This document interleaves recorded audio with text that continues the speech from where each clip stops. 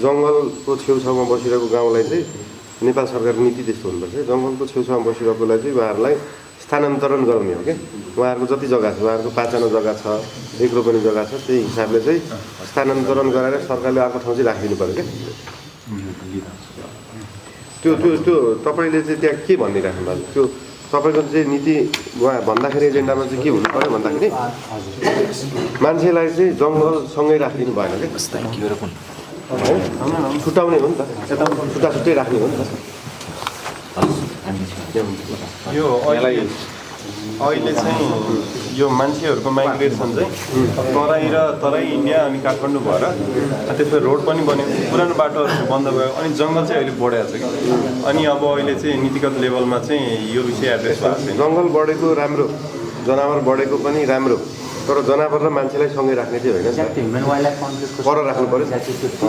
अनि त्यो टुरिज्मबाट पनि इन्टिग्रेट गर्न चाहिँ अलिकति प्रब्लम हुन्छ। त्यसको